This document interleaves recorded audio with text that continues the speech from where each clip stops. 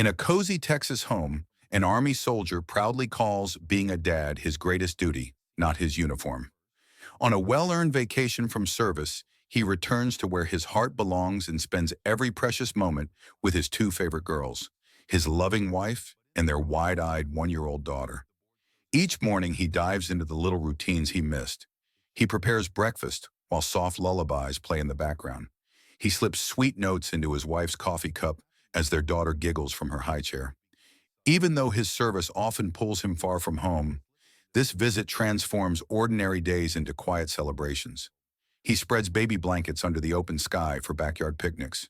He pushes the stroller on sleepy walks around the neighborhood. He gently guides tiny fingers to plant sunflower seeds in the garden. Neighbors smile when they see the young family strolling to the nearby ice cream shop. The little one perches on Dad's shoulders and waves her chubby hands at every passerby. At the park, they start a simple tradition of sharing smiles and bubbles with other families. Their daughter watches older kids play and claps in delight from her blanket. Their bond shines not just in big gestures, but in the small moments they treasure. He reads colorful picture books with silly voices.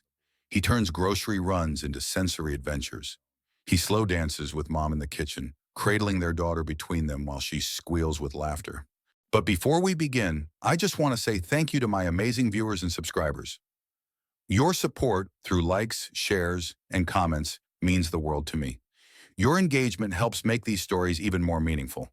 If you're new here, don't forget to hit that subscribe button and join our growing community of true crime enthusiasts. This is the story of Amora Bain Carson. She entered the world on November 12, 2007 in Texas, a little one full of promise, wrapped in comfort and sweetness. From the very beginning, she carried a brightness that touched the hearts of those around her. Her name, Amora, meaning love, fit her perfectly, for she brought warmth and kindness wherever she went. Amora had bright, curious eyes that shimmered with wonder, always wide as if the world fascinated her. Her soft cheeks glowed with happiness whenever she smiled, a smile that could lift even the heaviest of hearts.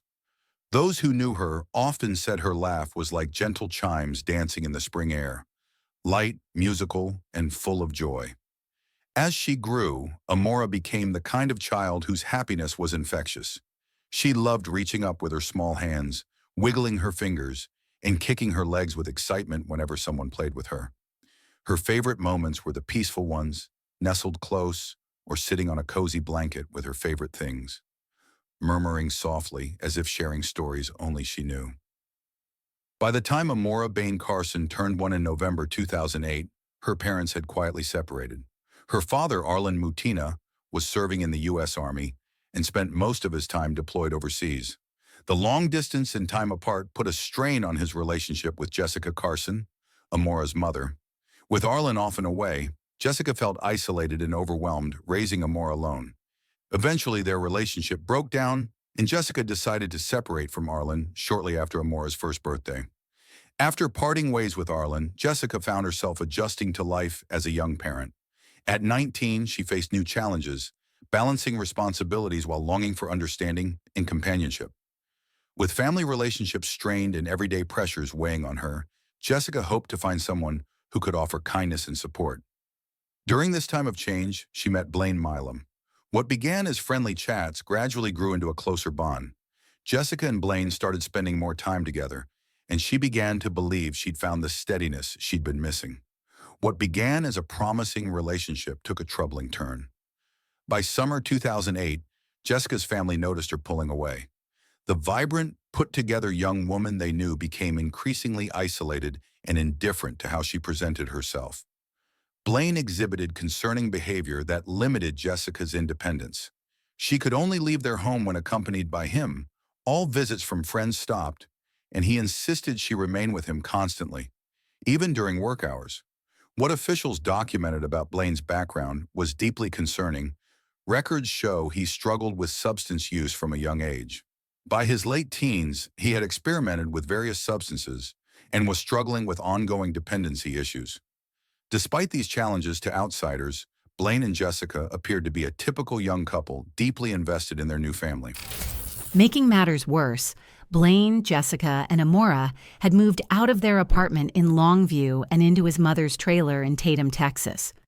Blaine did not report his change of address to the courts and neglected to fulfill his legal obligation to register as an offender.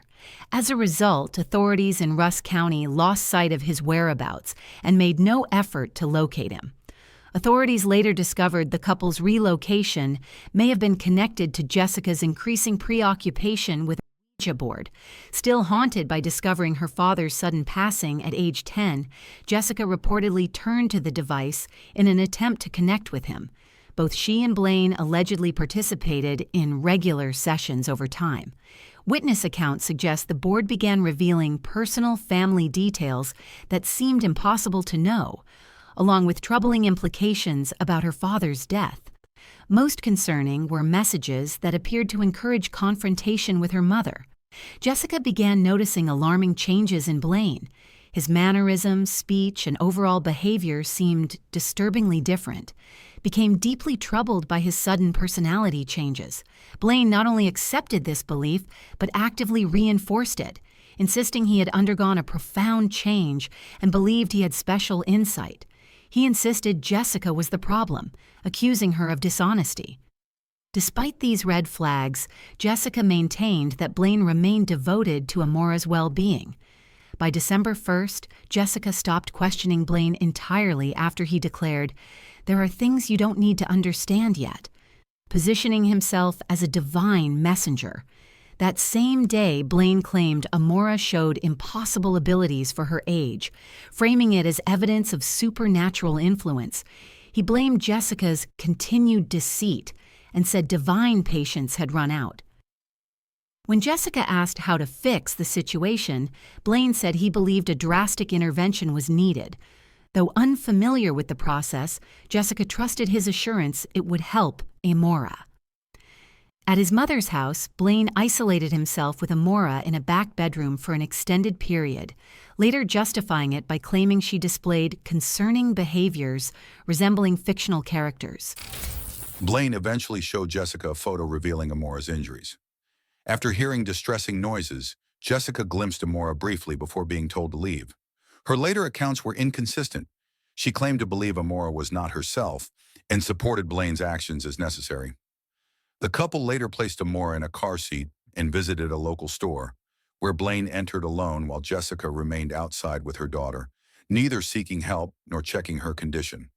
They returned home, where Blaine resumed his cleansing ritual.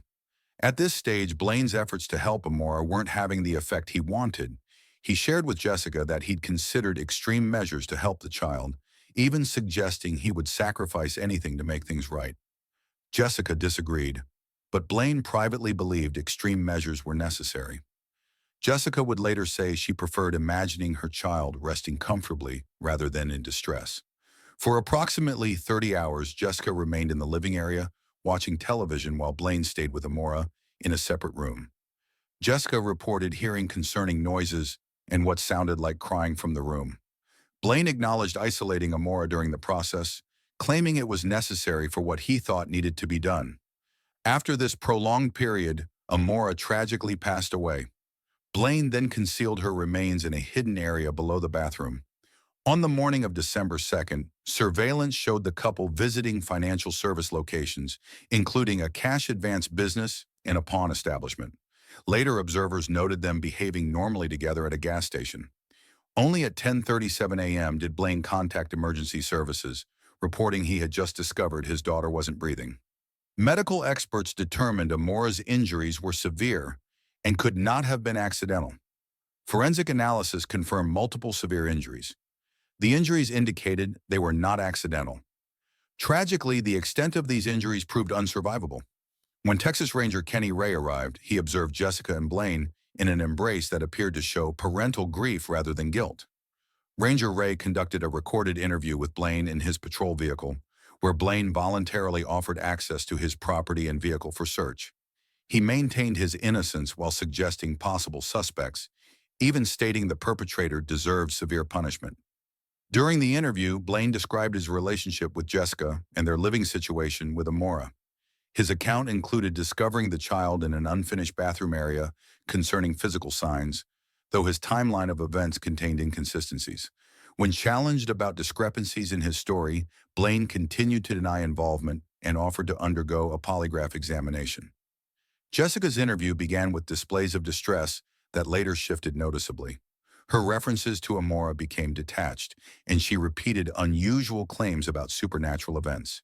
These behavioral changes, combined with the evolving stories, led investigators to take both into custody at the Rusk County facility. The investigative team quickly identified problems with Blaine's account. His claimed business meeting was contradicted by the supposed participant. Surveillance footage from a pawn shop instead showed the couple attempting to sell tools during the time they claimed to be elsewhere. Phone records revealed Blaine contacted family about the incident nearly an hour before emergency services were notified. Testing of items found in the home included various fabrics and materials that were later confirmed through DNA tests to belong to Amora. These discoveries, along with the changing stories and conflicting timelines, became the foundation of the case against them. During a December 13th jail visit, Blaine told his sister Teresa about potential evidence hidden beneath his trailer. Teresa later shared this information with their aunt, who subsequently reported it to law enforcement. After obtaining proper legal authorization, law enforcement searched beneath the mobile home and found a tool stored inside a sealed plastic container. This item had been placed in an opening in the bathroom flooring. Subsequent laboratory examination detected similar substance traces on both the recovered tool and childcare products collected from the residence. Dr. Robert Williams, a forensic dentist, analyzed the marks on Amora's body. He compared them to dental records from Blaine, Jessica. The results showed Blaine's teeth matched 8 marks, while Jessica's only possibly matched 1. Dr. Keith Pinkard, the medical examiner, reviewed Amora's injuries. He determined multiple severe impacts caused her death. The extensive injuries made identifying one specific cause difficult.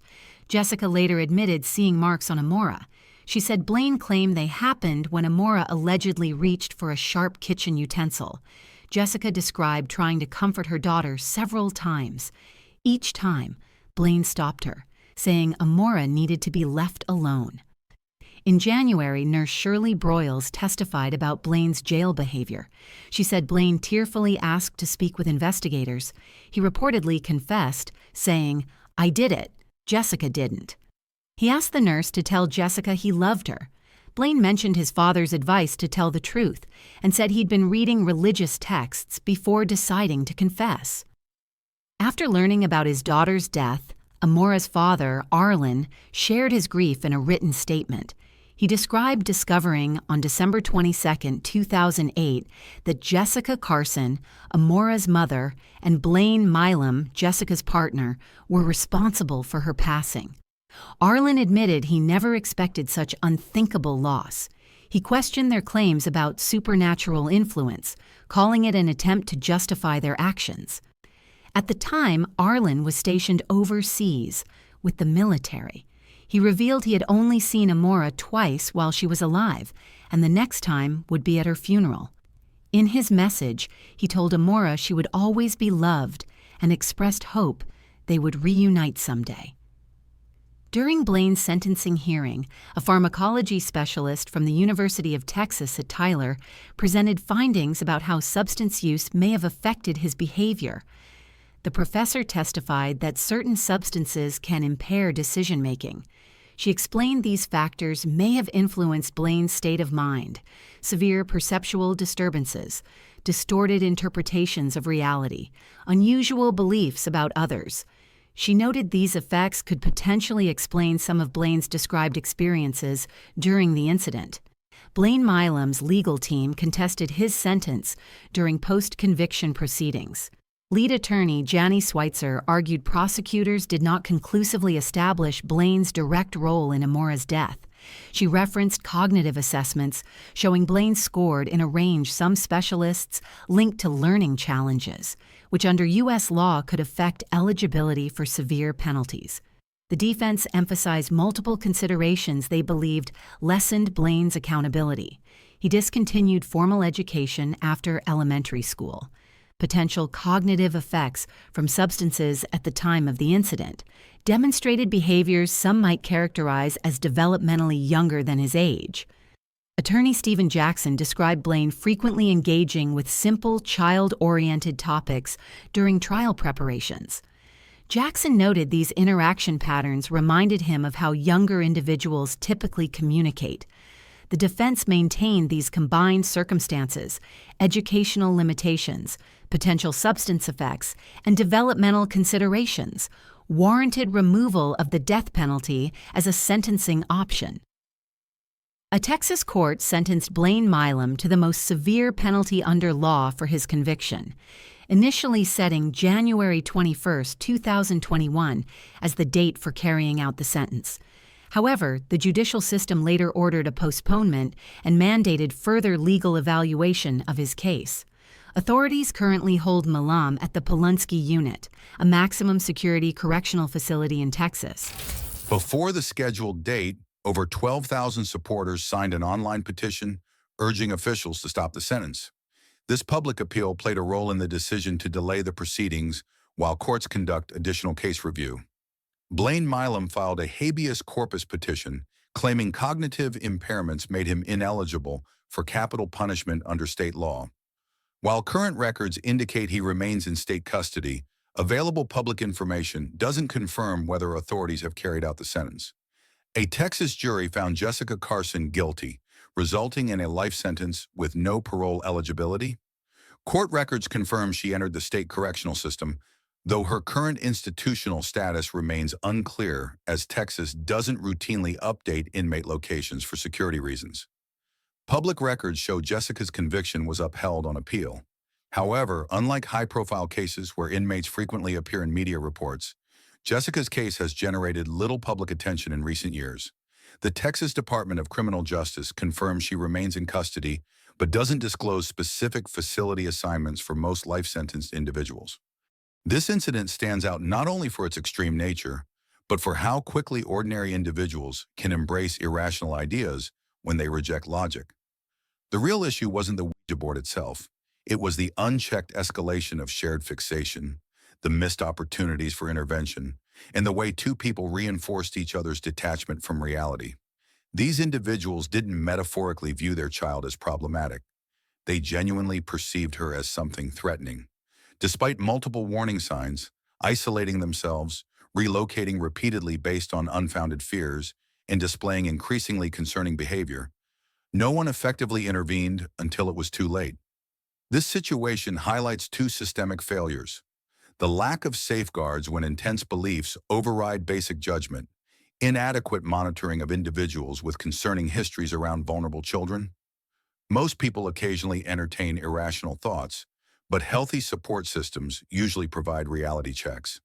This case demonstrates what happens when those safeguards fail. It also raises difficult questions about how communities balance personal freedoms with protective responsibilities, especially regarding at-risk children. What do you think? Have you witnessed someone gradually lose perspective on reality? What measures could better protect children in high-risk situations? Which early warning signs might prompt you to intervene in a similar circumstance?